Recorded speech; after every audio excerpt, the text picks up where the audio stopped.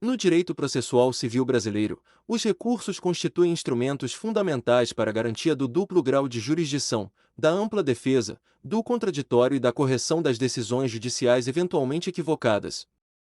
permitindo às partes provocar a revisão, integração, esclarecimento ou invalidação dos pronunciamentos jurisdicionais proferidos no curso do processo, razão pela qual ocupam posição central na estrutura do Código de Processo Civil. Especialmente a partir da sistematização promovida pelo CPC de 2015, que buscou racionalizar o sistema recursal, conferir maior efetividade à prestação jurisdicional e reduzir a excessiva litigiosidade repetitiva, sem afastar o compromisso constitucional com a segurança jurídica e o acesso à justiça.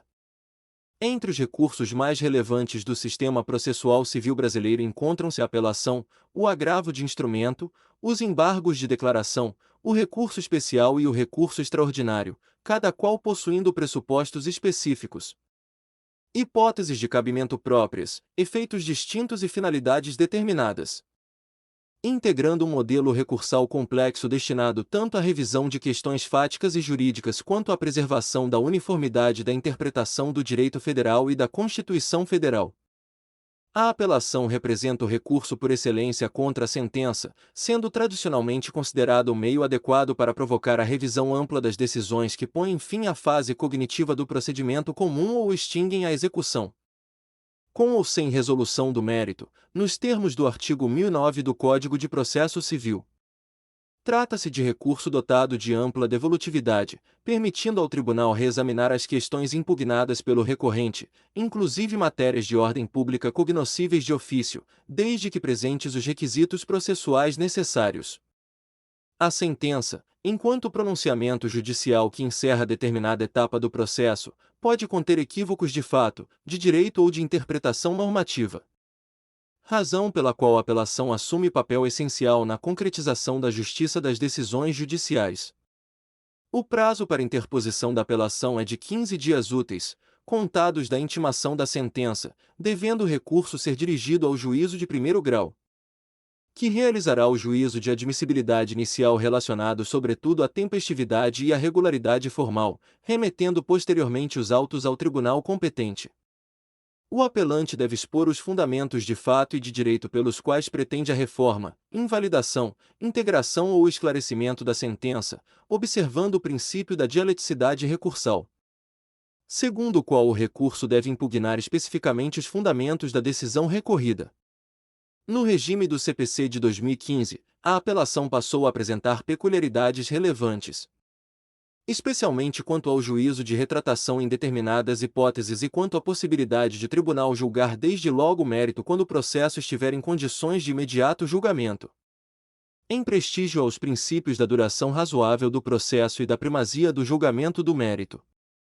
a apelação normalmente possui efeito devolutivo e suspensivo, significando que a matéria impugnada será submetida ao reexame do tribunal e que, em regra, a sentença não produzirá imediatamente seus efeitos até o julgamento do recurso. Todavia, o Código de Processo Civil prevê diversas hipóteses em que a sentença produzirá efeitos imediatamente, mesmo diante da interposição da apelação, como ocorre nas sentenças que homologam divisão ou demarcação de terras, condenam ao pagamento de alimentos, extinguem embargos à execução ou confirmam tutela provisória. Nessas situações, o apelante poderá requerer ao tribunal a concessão de efeito suspensivo, demonstrando a probabilidade de provimento do recurso ou o risco de dano grave, de difícil ou impossível reparação. A teoria da causa madura constitui outro aspecto relevante da apelação, permitindo que o tribunal julgue desde logo o mérito quando reformar sentença terminativa e verificar que a causa se encontra em condições de imediato julgamento, evitando o retorno desnecessário dos autos ao primeiro grau e contribuindo para a eficiência processual. A profundidade da devolução promovida pela apelação relaciona-se ainda com o princípio tantum devolutum quantum appellatum, segundo o qual o tribunal examinará apenas as matérias efetivamente impugnadas pelo recorrente, ressalvadas as questões de ordem pública e aquelas apreciáveis de ofício. O agravo de instrumento, por sua vez, constitui recurso cabível contra determinadas decisões interlocutórias proferidas no curso do processo, tendo sua disciplina profundamente modificada pelo Código de Processo Civil de 2015. que abandonou o antigo modelo de recorribilidade ampla das interlocutórias para adotar um sistema baseado em hipóteses taxativas previstas no artigo 1015. A decisão interlocutória é o pronunciamento judicial que resolve questão incidental sem extinguir o processo, podendo versar sobre tutela provisória, produção de provas, competência, intervenção de terceiros, entre inúmeras outras matérias. O legislador, preocupado com a excessiva fragmentação do procedimento e com a proliferação de recursos durante a marcha processual, optou por restringir o cabimento do agravo de instrumento a situações consideradas mais relevantes ou urgentes, reservando as demais questões para futura discussão em preliminar de apelação ou em contrarrazões. Entre as hipóteses expressamente previstas de cabimento do agravo de instrumento encontram-se as decisões relativas à tutela provisória, mérito do processo, rejeição da alegação de convenção de arbitragem, incidente de desconsideração da personalidade jurídica, rejeição do pedido de gratuidade da justiça, exibição ou posse de documento, exclusão de litisconsorte, limitação do litisconsórcio, admissão ou inadmissão de intervenção de terceiros, concessão, modificação ou revogação de efeito suspensivo aos embargos à execução, redistribuição do ônus da prova, entre outras situações legalmente previstas. Apesar da taxatividade do rol, o Superior Tribunal de Justiça consolidou o entendimento no sentido da chamada taxatividade mitigada, admitindo o cabimento do agravo de instrumento em hipóteses não expressamente previstas quando houver urgência decorrente da inutilidade do julgamento da questão apenas em apelação. Interpretação que busca compatibilizar a racionalização recursal com a efetividade da tutela jurisdicional. O agravo de instrumento deve ser interposto diretamente perante o tribunal competente no prazo de 15 dias úteis, instruído obrigatoriamente com cópias da petição inicial, contestação, petição que ensejou a decisão agravada, decisão recorrida, certidão de intimação e procurações outorgadas aos advogados das partes, além de outras peças úteis à compreensão da controvérsia. O agravante pode requerer atribuição de efeito suspensivo ou antecipação da tutela recursal, demonstrando a probabilidade de provimento do recurso e o risco de dano grave ou de difícil reparação. O relator poderá conceder monocraticamente a tutela pretendida, requisitar informações ao juízo de origem e determinar a intimação do agravado para apresentar contrarrazões. A importância do agravo de instrumento reside na possibilidade de controle imediato de decisões interlocutórias potencialmente lesivas, evitando que o desenvolvimento do processo produza prejuízos irreversíveis às partes ou comprometa a utilidade do resultado final da demanda.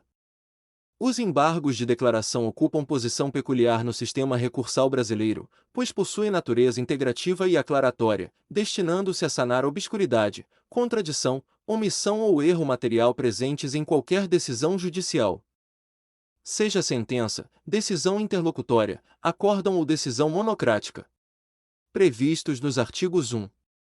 022 e seguintes do Código de Processo Civil. Os embargos de declaração representam um mecanismo indispensável para assegurar a clareza, coerência, completude e inteligibilidade das decisões judiciais, contribuindo para a efetividade da prestação jurisdicional e para o adequado exercício do direito de recorrer.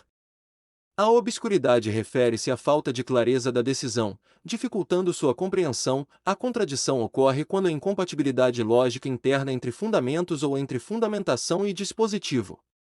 A omissão verifica-se quando o julgador deixa de apreciar questão relevante que deveria ter sido analisada, e o erro material corresponde a inexatidões evidentes de escrita, cálculo ou grafia.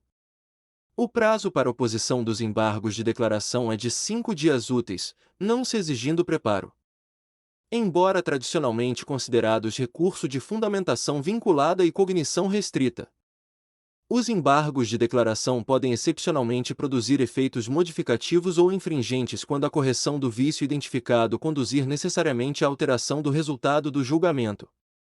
O CPC de 2015 fortaleceu a relevância dos embargos declaratórios ao estabelecer expressamente que se considera incluído no acórdão o elemento suscitado pelo embargante para fins de prequestionamento,